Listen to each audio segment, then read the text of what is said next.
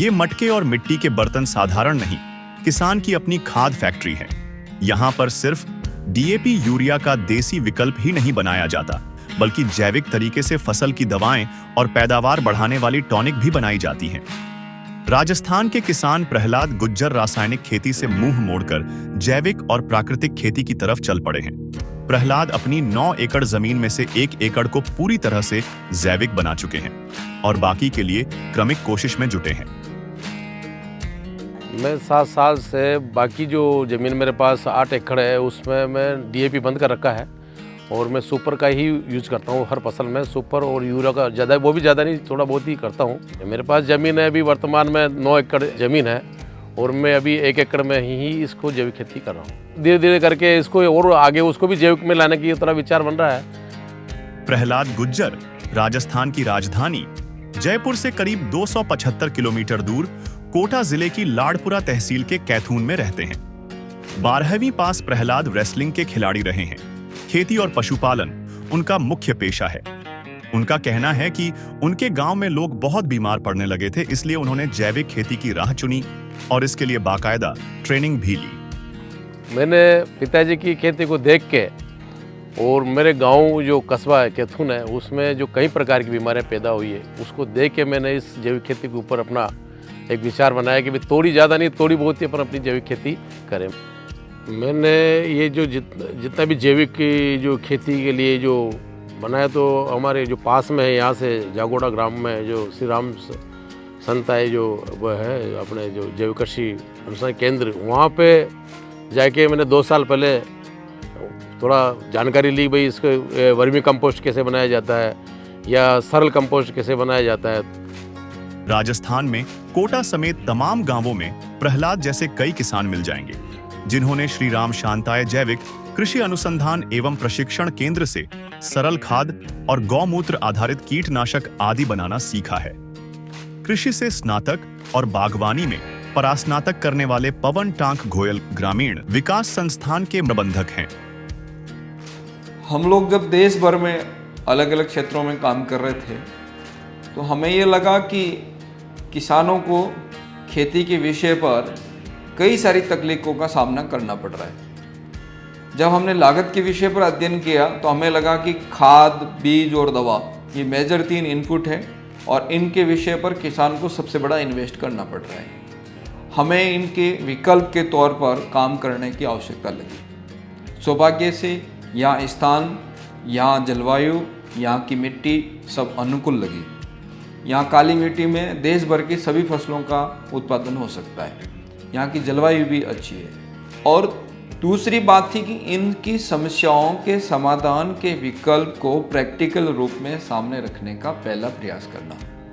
हाँ, जैविक खेती के विषय पर हमारी एक स्पष्ट धारणा है। एक हाथ में हमारी तरफ वेद है तो दूसरी हाथ में हमारे पास ड्रोन है। मतलब हम आधुनिक तकनीक को प्राचीन कृषि के साथ में समावेश करते हुए चलते हैं।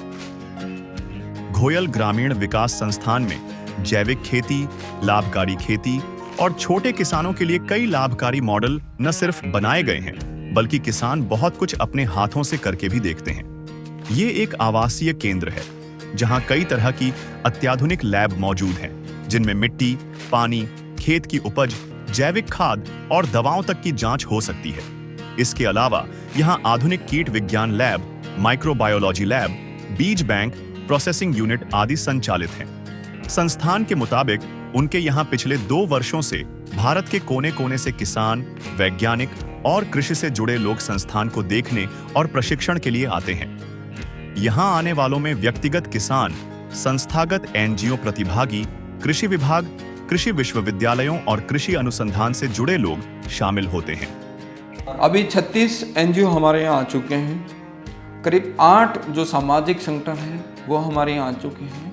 5 कृषि विश्वविद्यालय के विद्यालय वैज्ञानिक और विद्यार्थी और कार्यकर्ता आ चुके हैं। 2 कृषि अनुसंधान केंद्रों के कुछ कार्यकर्ता यहाँ पहुँच चुके हैं।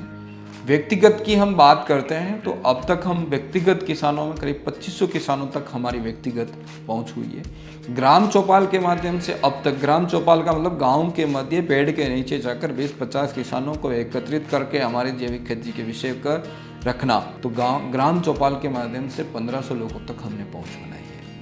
हमारी जो आज का जो क्राइटेरिया है 7,000 के आसपास हम लोगों तक पहुंच चुके हैं। सौभाग्य की बात अभी यह है कि भारत सरकार ने जैविक कृषि प्राकृतिक कृषि के बीएससी की कोर्स के लिए जो वैज्ञानिकों को प्रशिक्षण करने का कार्यक्रम शुरू किया, तो वो लोग भी अभी 36 कृषि वैज्ञानिक यहाँ से देख के समझ के जा चुके हैं। तो हमारा हर माह की 15 तारीख को ट्रेनिंग प्रोग्राम होता है, उसके माध्यम से यहाँ जुड़ते हैं। और लेकिन आजकल हमारे लिए हर दिन प्रशिक्षण कार्यक्रम जैसा माहौल हो रहा है। किसानों के देश भारत में करीब 150 मिलियन हेक्टेयर जमीन पर खेती होती है। आर्थिक सर्वेक्षण 2022-23 के मुताबिक देश में करीब 5.91 मिलियन हेक्टेयर में जैविक खेती होती है, जो कुल के मुकाबले करीब 4% है। आर्थिक सर्वेक्षण ये भी बताता है कि भारत में जैविक और प्राकृतिक खेती करने वाले किसानों की संख्या 4.43 मिलियन है। केंद्रीय बजट 2023 से 24 में सरकार ने अगले 5 वर्षों में इनकी संख्या बढ़ाकर 10 मिलियन करने का लक्ष्य रखा है। जैविक खेती की जरूरत और किसानों के बारे में बात करते हुए ये भी नजर में रखना है कि देश की करीब 120.6 मिलियन हेक्टेयर कृषि योग्य जमीन बीमार है। इसके साथ ही ये बात भी गौर करने वाली है कि भारत में पिछले कई वर्षों से जैविक और प्राकृतिक खेती का बहुत शोर है। मौजूदा दशक में केंद्र और राज्य सरकारें कई तरह की सुविधाएं भी किसानों को दे रही हैं। मेरे दिल में भी थी ये बात कि अपन जैविक दूसरों के लिए नहीं कर सकते तो अपने लिए तो करें। पर डॉक्टर साहब ने जब आए और डॉक्टर साहब ने जब बताया मेरे को, तो हमने 2 बीघे के में गेहूँ चालू किया, तो रिजल्ट भी इतना बढ़िया रहा जो आप पूछो ना। जैविक का तो बताने वाले जैसे बहुत आता था पेपर में इनमें, पर उनको समझाने वाला नहीं था। उनको जैसे भाई क्या करना है, आपको कैसे करना है, दवाई कैसे बनानी है, आज कीटनाशक लग गया है तो कौन सी दवाई बनानी है, क्या करना है, खाद कैसे बनाना है, तो ये सब सेंटर पे भी दिखाया। और फिर डॉक्टर साहब ऑन स्पॉट मौके पे भी आते हैं, जैसे खाद बनाना है, दवाएं बनानी है, ये करवाया डॉक्टर साहब ने। ज़मीन के अंदर रासायनिक क्रियाएं की गई, उसके कारण से खाद्य पदार्थ अशुद्ध हुए और अशुद्ध होने से मनुष्य ने उसको खाया, जीवों ने भी उसको खाया। उसके कारण से जो मनुष्य के अंदर रोगों की उत्पत्ति हुई। हमारा आहार जब शुद्ध था तो हमारे शरीर के अंदर क्षमताएं भी अच्छी थी, बुद्धिमत्ता भी अच्छी थी, लेकिन इसके कारण से शरीर में कुछ बदलाव आया है। उसको पुनश्च, क्योंकि आहार शुद्ध होगा, क्योंकि हमने जो घोष वाक्य दिया है वो भी हमारा शुद्ध आहार स्वस्थ परिवार का दिया है। उस शुद्ध आहार स्वस्थ परिवार के निमित्त ही इसका मतलब बीजारोपण किया गया है, क्योंकि कार्बन वैल्यू रासायनिक खाद से ज़मीन की बहुत गिर गई है। उसको पुनश्च वापस कार्बन वैल्यू को स्थापित करने के लिए, लाने के लिए जैविक पर हमको जाना पड़ेगा। हमारी योजना 20 ईयर की योजना हमने बनाई थी इसके लिए कि 20 साल के अंदर पर इसको पूरा कंप्लीट हम चाहते हैं, वो हो जाएगा। 2016 से हमने इसको ज़मीन में कोई भी रासायनिक खाद का उपयोग नहीं किया, पेस्टिसाइड का उपयोग नहीं किया। उसके बाद 2022 के अंदर 2 अप्रैल 2022 को हमने इसका लोकार्पण किया है। हमारा ये है कि वो शुद्ध खाए और अच्छा खाए, उससे उसका शरीर भी स्वस्थ होगा और परिवार भी स्वस्थ होगा। इसके निमित्त हम हर प्रत्येक किसान को केवल 2 बीघा ज़मीन जैविक करने के लिए कहते हैं। वो घर में गाय पाले, गाय पाल करके जो गाय के अंदर जो अमृतमयी जो चीज़ें हैं वो उसका उपयोग करे, उपयोग करके ज़मीन में भी करे और ख़ुद के लिए भी करे। ये हमारा उद्देश्य है। धीरे धीरे वो 2 बीघा करेगा, उससे उसको लाभ मिलेगा, उसको स्वस्थ नज़र आएगा, उसका स्वाद नज़र आएगा, टेस्ट बदलेगा, टेस्ट अच्छा होगा, तो फिर उसको आगे बनाने का प्रयत्न करेगा। देश के इस अनोखे जैविक केंद्र पर कृषि प्रौद्योगिकी प्रबंधन agency, agriculture technology management agency, आत्मा के तहत भी राजस्थान और दूसरे राज्यों के किसान पहुंचते हैं। हमारे यहाँ पे प्रशिक्षण करवाए जाते हैं किसानों की, और विभाग के ही कृषि पर्यवेक्षकों की करवाई जाती है। तो उनके अलग अलग विषयों पर ट्रेनिंग होती है, तो जिसमें जैविक खेती विषय भी रहता है। तो मैं अभी 12 उपनिदेशक 12 जो कि आत्मा योजना के अंतर्गत किसानों को उन्होंने हमारे यहाँ पर प्रशिक्षण के लिए भिजवाया है। तो मैं 20 किसानों को लेकर ये श्री राम शांतनाय जो जैविक संस्थान है, यहाँ पर इन किसानों को जैविक खेती का और अन्य दूसरे विषयों पर भी विज़िट कराने के लिए किसानों को लेकर आई हूँ। इनमें से एक दो हैं जो पहले भी आए हैं और हम एक बार दिखा के गए, उसके बाद वो खुद ही पर्सनल यहाँ पे आके इनसे सीख के और खाद बनाना और सारा अपने गांव में जाके कर रहे हैं। प्रशिक्षण के साथ साथ एक चीज़ और है, वो है अंगीकरण, अडेप्टेबिलिटी, कि कितने लोग हमारी बात को स्वीकार कर रहे हैं, उसका भी रेशियो बहुत अच्छा है। हमारे द्वारा विकसित की हुई हर विधियों को सहज रूप से, जो अंगीकरण का विषय 2% होता है खेती किसानी के अंदर, कि कोई भी बात कहीं से तकनीक विकसित होती है तो 100 में से 2 लोग ही उस बात को स्वीकार करते हैं, लेकिन हमारे लिए सौभाग्य का विषय कि वो 2 की जगह आज 20% से ऊपर जा रहा है। इसका मतलब हम 10 गुना ज़्यादा ग्रोथ पर चल रहे हैं, 10 गुना ज़्यादा स्पीड से हम चल रहे हैं। जैविक खेती को बढ़ावा देने के लिए कई संस्थाएं लगातार प्रयासरत हैं। करोड़ों लोगों की आजीविका का जरिया खेती और उससे जुड़े सेक्टर में आज भी अपार संभावनाएं हैं, लेकिन उसके लिए जरूरत सरकारी, गैर सरकारी संस्थाओं, कोऑपरेटिव आदि को मिलकर कार्य करने की है। और जहां पर ये मिले जुले प्रयास हुए हैं, वहां खेती, कमाई और आजीविका का मजबूत जरिया बनी हुई है। सरकार की एक लायबिलिटी होती है किसी भी सिस्टम को वहां तक ले जाने के लिए, और दूसरा सरकार की सीमाएं हैं, तो उसके विकल्प के तौर पर एनजीओ से बेहतर कुछ भी नहीं हो सकता। एनजीओ के पास में पर्याप्त समय सीमा और पर्याप्त धनराशि होती नहीं है, बहुत कम समय सीमा और बहुत कम धनराशि होती है। इसके बावजूद उनका प्रदर्शन मैंने बहुत बेहतरीन तरीके से देखा। उदाहरण के तौर पर मैं फिर से बताता हूँ आपको, अजमेर की केकड़ी तहसील के अंदर दिशा RCDS के माध्यम से हमारे यहाँ पर करीब मई 2022 के अंदर यहाँ विजिट हुआ।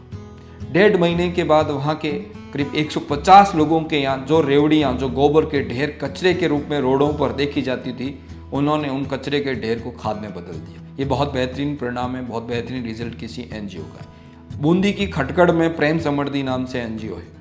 उस एनजीओ के 3 बार यहाँ पर विजिट होने के बाद 50-50 का ग्रुप आता है और बेहतरीन काम 3.5 जो किसानों ने वहाँ पर रोड पर जो ढेर पड़े गोबर के, वेस्ट पड़े हैं, कचरा पड़ा है, जिसको देखने पर लोग शर्म महसूस करते हैं, उनको अच्छे से कंपोस्ट में बदला है। यदि हम बात करें मांडलगढ़ की बात, तो मांडलगढ़ की बात करें तो वहाँ पर भी बहुत अच्छे रिजल्ट हमें मिले हैं। खेती किसानी में सभी एनजीओस बहुत ही बेहतरीन काम अभी कर रहे हैं और हमारा सहयोग भी उन्हें पूरा मिल रहा है।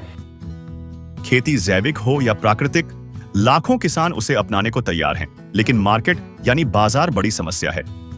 आगे इसको और लार्ज स्केल पे करने का प्लान है, पर आगे मार्केटिंग हो तो, क्योंकि आज तो जैसे 2 बीघा किया है तो मेरा 8 कुंटल या 10 कुंटल बिकेगा बेटा, 20 कुंटल ही, और मैंने अगर 20 बीघे में कर लिया तो मेरा कम से कम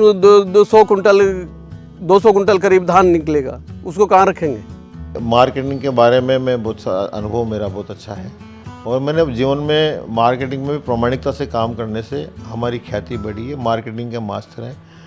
आगे जाकर अगर किसान इसको पैदा करेगा तो उसका नेटवर्क में हम निश्चित रूप से खड़ा करेंगे, उनके लिए खड़ा करेंगे। जो भी जिस प्रकार की देश के लिए विदेश के लिए जैसा भी इनको आवश्यकता पड़ेगी, हम कांटेक्ट करके उनको उनके माल को बिकाने के लिए मार्केट उपलब्ध करने में पूर्ण सहयोग करेंगे। गोयल ग्रामीण विकास संस्थान की सबसे प्रचलित विधियों में सरल कंपोस्ट है। गुड़ गोबर और छाछ के जरिए 45 दिन में किसी भी तरह के गोबर को दमदार खाद में बदला जा सकता है। 5 टन प्रति एकड़ खाद डालने के बाद में ये गुड़ गोबर छाछ से तैयार हुआ। आपका उत्पादन पहली साल में ही रासायनिक खेती के बराबर आएगा, इसमें कोई तौर आए नहीं। जैविक खादों के साथ किसान कीटनाशक और टॉनिक भी बना रहे हैं। भाई जैविक ट्रेडिंग में तो ऐसा है, जैसे हम पहले कीटनाशक लाते थे बाजार से तो वो महंगा पड़ता था, और अब जब हमने यहाँ पर ट्रेनिंग ली है इस श्री राम शांता जैविक कृषि अनुसंधान से, तो हमें मतलब DAP यूरिया लाने की मतलब कोई ज़रूरत नहीं पड़ेगी। दूसरी बात, कीटनाशक का हमने मतलब बिल्कुल बंद कर दिया है। वहाँ पर जैसे 10 पर्णी सोयाबीन में जो इल्ली लगती है उसके लिए हमने 10 पर्णी का यूज किया है। 10 प्रकार के पेड़ मतलब पत्तियाँ लेके और उसको मतलब सड़ा गला के और उसमें गौमूत्र और जैसे मतलब लहसुन है, अदरक है, हल्दी है, मिर्ची है, वो सब डाल के और उसका हम स्प्रे करते हैं। हमारे को तो यहाँ से ही मतलब ट्रेनिंग मिली है और हमारे को मतलब बताया कि इससे मतलब स्वास्थ्य, शुद्ध आहार और स्वस्थ परिवार, हम अच्छा खाएंगे तो अच्छा परिवार रहेगा। न्यूज पोर्टली की सीरीज सोशल हीरोज में ऐसे संस्थानों, व्यक्तियों, NGO, अधिकारियों की कहानियां हैं जिनकी वजह से समाज में बदलाव आया हो। अगर आप या आपकी संस्था सोशल हीरो है तो हमें अपने बारे में बताइए। आप हमें info@newsportly.com पर ईमेल कर सकते हैं। कोटा के इस जैविक संस्थान के बारे में जानकारी आपको कैसी लगी, कमेंट्स में बताइए। खेती किसानी से जुड़ी ऐसी तमाम रोचक जानकारियों के लिए देखते रहिए न्यूज़ पोर्टली।